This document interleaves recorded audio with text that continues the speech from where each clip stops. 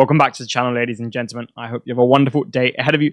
Today, in my team selection and solving your problems for Double Game Week 33, we have my final team selection, the two transfers I've made, and where my captaincy armband has landed.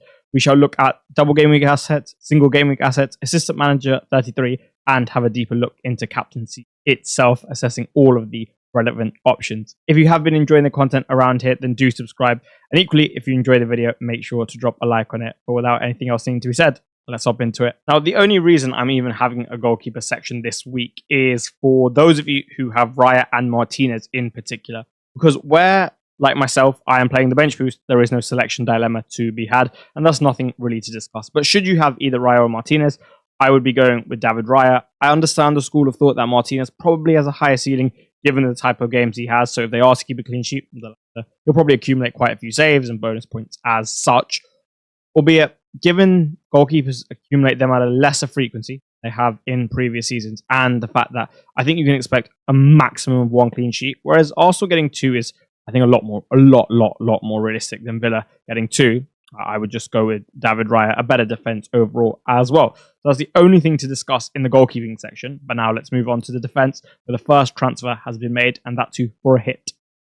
One asset who has treated me quite well as of late is Ezri Konsa, and I've repaid him by relegating him to the bench for this bench boost, so that I can have Jakub Kiwior, who has come in place for Dan Burn, into the starting 11, and that too for a hit. In terms of the straight swap, it makes a lot of sense, right? Best defense in the league. He's in great form. His expected minutes look quite secure. We're not really sure when Calafiori is going to be back. And out of all the double game week teams, he has the best set of fixtures. In terms of the straight swap, makes a lot of sense, especially when you consider Dan Burn has a single game week, Aston Villa away, tough fixtures afterward, right? But why have I done it for a hit? Well, a couple of reasons, which I guess are the same. Firstly, from a mathematical standpoint, I think it makes a lot of sense. If I am to expect Dan Burn to concede at Villa Park, which I think he does, let's just cap him at a 1 to 2 pointer. That means Kiwior really just needs to return 5 or 6 points to pay off the hit. I think they keep one clean sheet at least, and as such, if he is to do that, he'll repay it, even if it's just through the appearance points, not to mention another clean sheet or an attacking returns or bonus points. I think the other thing with Kiwior, I think the other thing with Dan Burn is how good is it realistically going to get? Even if he were to keep a clean sheet, and let's say get 6 points, Kiwior would need 10 to ensure that the hit was paid off, let's say. And because I expect Kiwior to get at least one clean sheet, if I have his most realistic scenario at 8, then the downside is only 2. And I think in pretty much every realistic case, or very realistic case, the downside that I face is anywhere between 2 to 3 points. Whereas the downside of not making the move, I think, is significantly higher. Let's say Burn concedes even twice and gets a yellow card, not the most unrealistic thing, or just 0 to 1 point, and Kiwior pops up with a 9-pointer and then another clean sheet to get 15 in total. All of a sudden, the downside's at 11. And for me, I just don't see any reason to take that on when, this is essentially the downside and offers so much more minimal when I do take the hit. That's why I'm bringing in Jakub Kiwior. I think I've definitely learned from my mistake in Game Week 32. The mistake initially was not to bring in Jacob Murphy for Anthony Gordon on Wildcard 30, but the further mistake was not to bring in Harvey Barnes in Game Week 32, knowing he had an extra game, so to pay off the hit would have been much easier. Or at least Jacob Murphy, right? So I've learned from that mistake, and I'm bringing in Kiwior now. The rest is kind of just self-explanatory, right? I'm not going to be selling Neco Williams for a hit with the prospect of double Game Week 36 coming up. We can discuss that a little bit. Talha Nadim put out a wonderful graphic, which you can see on X, and it basically showed that if Crystal Palace are likely to get to the FA Cup final, the probability of 4 teams doubling is significantly reduced in comparison if Aston Villa were to win. So that's just something to consider if you're, looking at that double game week and thinking of targeting it, but you're adamant Palace are going to win, then your chances of getting that double game week are reduced. There are multiple scenarios in his graphic, and it's not like if Palace win, there's no chance of a double game week. It's just reduced in comparison to Villa winning. And then, the rest of them, they've got double game weeks. They've all got attacking upsides. They all play for good teams, so they can stay. Now we can move on to the midfield, and you will see the second transfer that I have made. You will see that there has been an addition to the midfield in the form of Bukayo Saka, one of my players of the season in terms of how he's performed for my own FPL team. the why. Why him over De Bruyne? Well, obviously, I have 3 City assets, but I guess I could have taken another hit if I really fancied it. We'll come on to that in the double game week section. And then why him over the likes of Bowen or Mbeumo? We'll also come on to that in the single game week section. But for me, he was the player to buy. I'll explain it in greater detail when it comes to a couple other sections that we're going to look at. Otherwise, he'll just take the content away from there. And then in terms of the other 4, similar to the other defensive assets, what am I going to do? Savinho is discussed later in the video as well, so I won't discuss it too much. This is more so just to show you what I'm doing with my own team, and I think I'll discuss Saka and Savinho in particular later down the line in the video. But yeah, the other 3, they're not going anywhere. They are in the starting lineup because Isak, who's going to be part of the bench boost, I couldn't justify him starting over Salah or any of the double game week assets. Maybe Savinho, probably Savinho.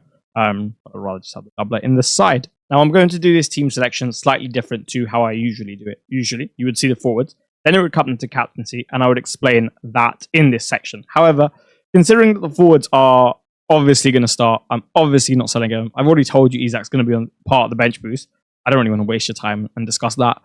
And then in terms of the captaincy, well, I have a whole dedicated section to it because team selection and solving your problems has been merged into one for this video, which happens to be the next slide. So for me to sit here and talk about it and then talk about it again would seem rather pointless. So I'm just going to show you that currently my armband is on Bukayo Saka, and that is my preference. The vice captaincy isn't on the Egyptian prince, but rather the Egyptian king in the form of Mohamed Salah, and that is very likely what I will be going with. Now, just like I spoke about in the previous transfer plans, if given it is quite a tight call, just all around, I have a change of heart at 10:59, then I will change it. And obviously, if it's at 10:59, I won't be able to update you, but you can somewhat safely expect, at least, that is Bukayo Saka who will be captained, and then the vice captaincy shouldn't really matter too much. Anyway, now we can discuss captaincy at greater length, and we shall start with the candidates. So I think the 3 stellar ones, or the 3 front runners, are Marmoush, Saka, and Salah. And I have De Bruyne and Rodgers in brackets there because I think some of you considering them, I think some of you could consider them, and I thought they just deserved some mention. But really, for me, it's between Marmoush, Saka, and Salah. De Bruyne could get 2 starts. He could have a really good game against Everton, and I think he's going to start that. And then Guardiola could be like, okay, you know what? He is actually pain free. I can get more out of him off the ball as such. He's my best creative midfielder, and he's the best creative midfielder this league's ever seen. And if he is pain free, you know what? I trust him at home to Aston Villa. However, I think the risk that he doesn't start that game needs to be appreciated a little bit more because they can pose such a physical problem for other sides in terms of the center of the pitch, especially, right? Anana, Kamara, McGinn, right? Someone like McGinn is probably not associated with that level of physicality, but very compact, very robust in duels, and has a great running capacity. I think of the goal away at PSG, and just look how it starts. Look how that goal starts, right? Having someone like that in your midfield, you cannot then go and classify them as someone without that level of physicality or even athleticism. So maybe De Bruyne is benched for that one. The other thing is, the fixtures aren't that easy. I really like what David Moyes has done. I think it's so impressive, right? I think he's got a good crop of players to work with, but what he's done is so impressive. They are a difficult side to beat, right? For all the obvious reasons. You know they're going to block deep. You know that they have the players to carry out a game plan like that. Tarkowski, Brantwaite, Pickford, even in goal, having a good shot stopper in that sense is a big deal. Garner in the middle, Decore in the middle, Beto to go long to. Transitional threat to an extent, even Alcaraz's running power. All of those things make them a very difficult side to beat. And a lot of teams have found that out as of late and ever since David Moyes has come in. So can De Bruyne turn up, find a couple moments, make a couple moments and haul? Yeah, absolutely. He's Kevin De Bruyne, right? I just don't think City will have too many chances. And they've certainly had their struggles against deeper blocks this season.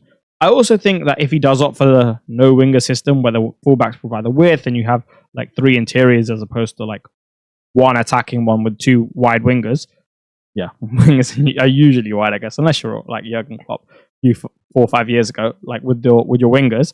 Then, yeah, okay, I think they could maybe cause that block more problems. But if they are to use the other one, they've had some struggles against these deep blocks. And even when they use a system more suited to it, they haven't been great against it, right? And you don't have a centre forward that you can just put the ball into because that's not what Marmoush is. He's more of the runner type. So, yeah, I think that should be appreciated. And then Villa, I think they have a bit of a reputation for being a side that you can score quite a few goals against, but they've been defensively a lot better as of late.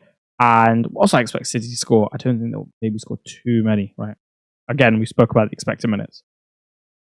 The latter part of that, would apply to Marmoush. I think the second game is quite well suited to him compared to others. One thing I spoke about in my team reveal article for Fantasy Football Hub is for the type of player that he is, for the fact that he is someone who thrives on having space in behind, who is a bit of a runner and prefers to play off someone, and then you give him a game like Everton, which stylistically isn't very suitable for him. I think if you take all the crop of players who have a similar profile to him, he's one of the guys who can still produce, even though the conditions are maybe not the best for him, purely from a talent perspective, right? I think he has enough weapons in the arsenal to make something happen. Even like these snapshots that I've seen from him, right, and his ability to get it off, it's quite useful against these deep blocks if you can manufacture a little bit of space, which he can. So if he was to score, like, I wouldn't be that surprised. And it's not like every sequence in the game is just like deep block, breakdown, your striker will be in the set position, and then you have to score in the exact same fashion, right? So many different like circumstances arise. And I wouldn't be surprised if he comes away with points in this double game week. But I just think the fixtures are a little bit too difficult for me to justify when he's a forward at the moment. He could do really well, but I just think they're a little bit too challenging for me to justify it when Bukayo Saka exists, and we'll go on to that. Why I say but expected minutes when it comes to Marmoush, I'm probably just saying that his expected minutes are a lot better, right? And again, I reiterate, I think Marmoush is cool. I think there's not really an issue going there. I just think, especially because he's a forward, I don't really love the ceiling, given I can see a blank in just one game due to more so City's problems as opposed to him. I don't really have an issue with him at all. Also, his teammates and what's going on there. Salah, as I touched on in one of the deleted clips, I think is a bit of an underrated option. Best player in the league versus the worst team in the league. I can't see him scoring less than 3. I don't really see why they should score less than 3. If they score 3, you expect him to get 1. There's no reason he can't get 2 or even 3. At least another assist. That's like 12, 13 points. In a game week where the double game week prospects for these players aren't exactly like sky high, like they have been in the past, like it's not a bad bet at all. So if you wanted to go there and you really didn't like the doublers, you didn't like Saka's minutes and that put you off, you didn't like Marmoush's matchups and you were like, you know what, I'm going Mo Salah. I don't think anyone can blame you. Rodgers is here because these are probably the 2 most important games Aston Villa are going to have for this season, given like the fact that they're competing with these guys for Champions League spots. And Morgan Rodgers, you have the expected minute security. And I phrase this very particularly, and I had to like rewrite it a couple of times. He has the ability to get himself returns. There are certain actions that he will complete in the final third, or certain things that he will do, which can lead him to returns, even if like he isn't so proficient at a couple of things. So for example, like one issue that people have is that he can hold on to the ball for a little bit longer than he should, his timing of release, his passing weight. But overall, given the volume, or at least, and his ability to generate one quality moment, he's got enough in him to return on not a regular basis, because we've seen he's a bit inconsistent in that final third, but like on a one-off game week, you could see him put up those numbers. He hauled against City. He's hauled against like another big side, I think, as well. And he's just got goals against them. So, for example, like Forest. So for him to walk away with a 20-pointer, I wouldn't be that surprised. I think it's something to consider. It's a calculated gamble, right? Because as we've seen for a long period of time this season, Rodgers just went blank, blank, blank, blank, blank. And you can get that with good performances from him. So that's just something to consider. And I thought I'd throw it out there to just give you the thought had you not come to it yourself.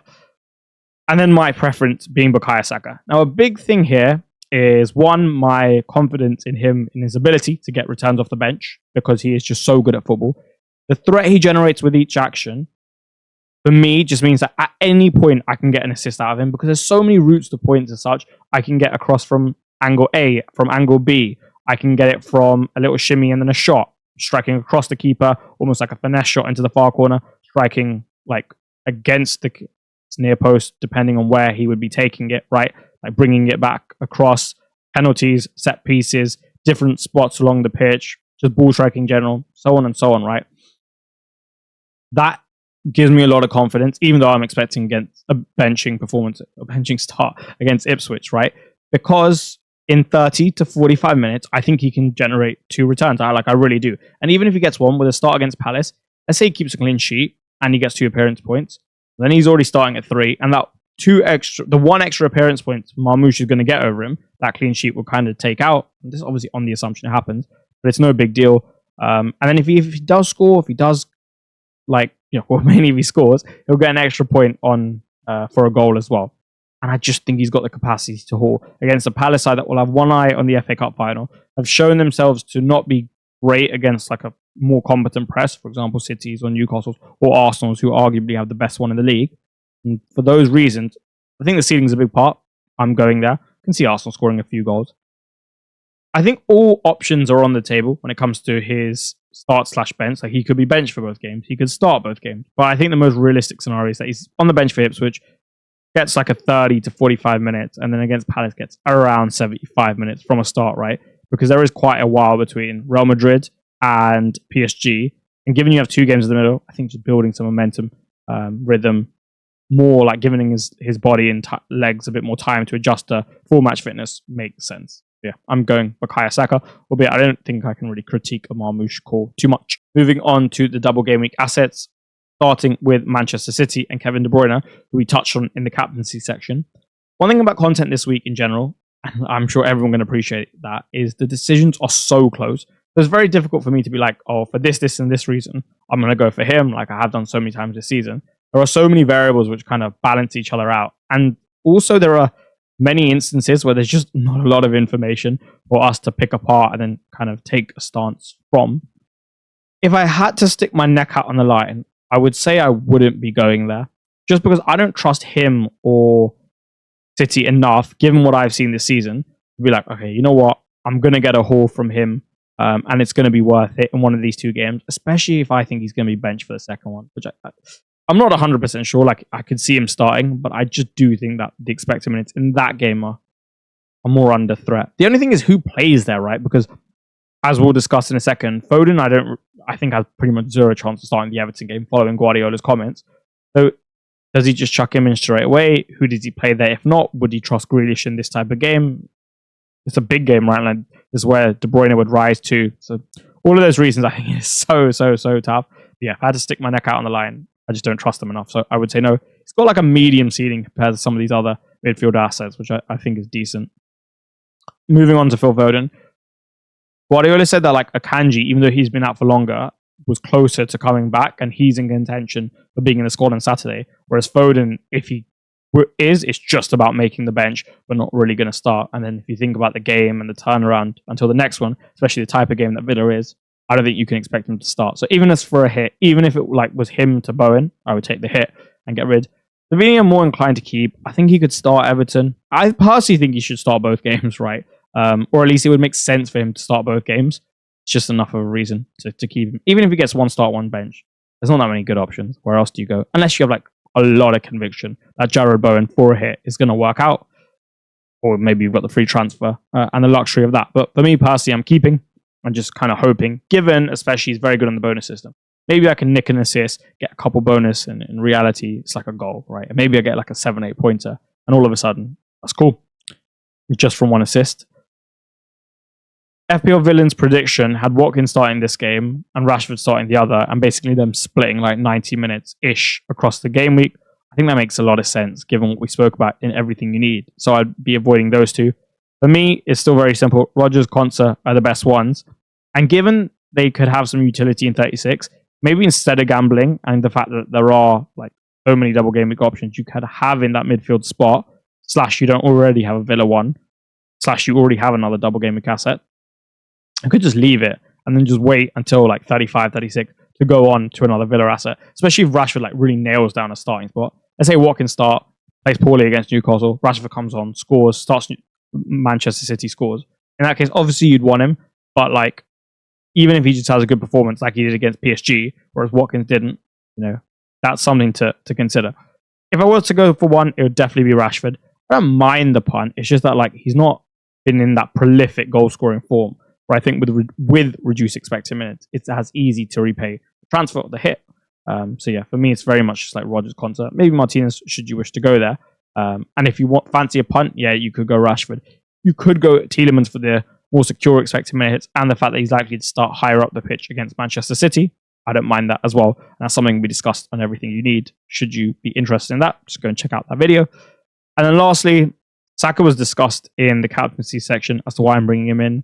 The reason I went Kiwior over Saliba in my team selection is purely just because like that extra 2 million-ish that I save might come in handy down the line. I don't know what could happen, but things always do happen in FPL, and having that in the bank, especially when I have their expected minutes, very similar, I think makes sense. Yeah, Saliba's a bigger threat from set pieces, and that could be like a 9-point swing in one game, but I'm happy to take it on for that flexibility down the line. I don't love it, but that's what you get when you're paying a cheaper price.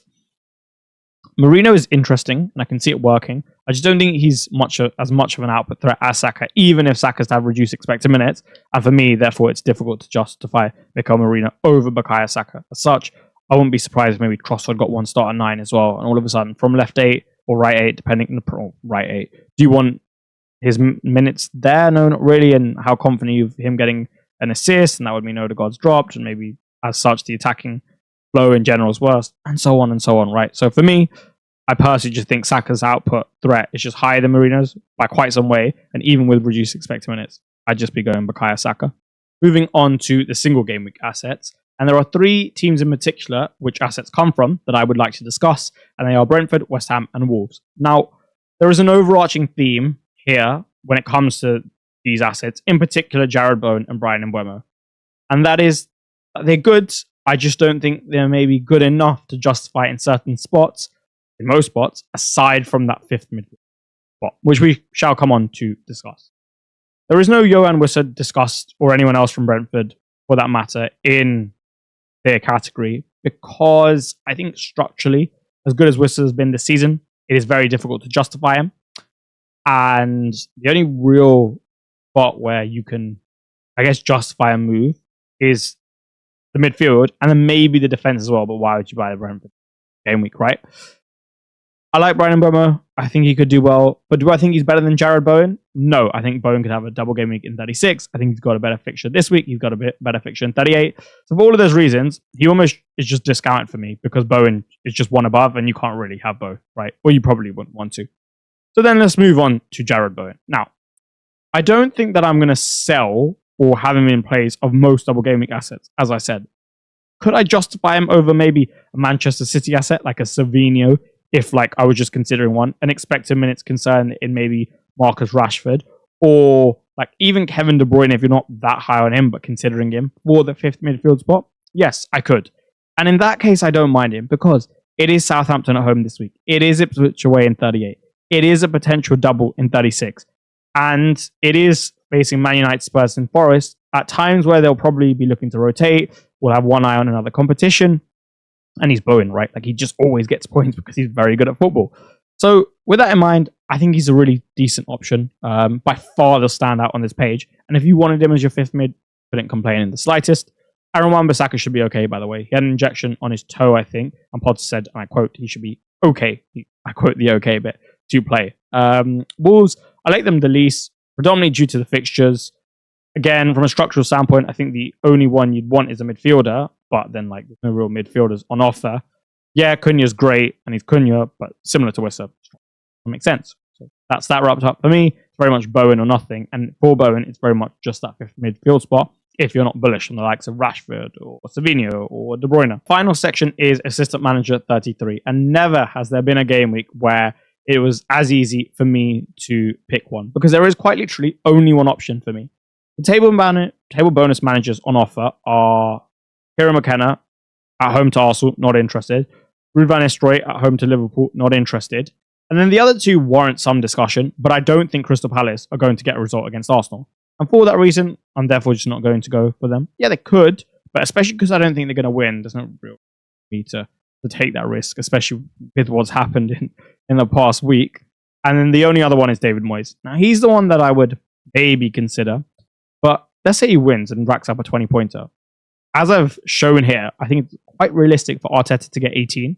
And do I really want to take the Moyes selection on and that risk associated with it for an extra couple of points on the assumption Arteta just gets the job done? No, not really.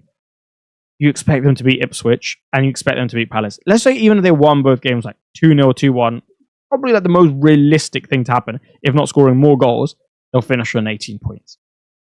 And for me, there's just no one else even close, given how the table bonus managers are on offer to go for. So yeah, there's just not much to discuss, because I don't think that Glaston's going to beat Arteta. I'm not super confident in betting on them to get a draw either. I don't mind it, right?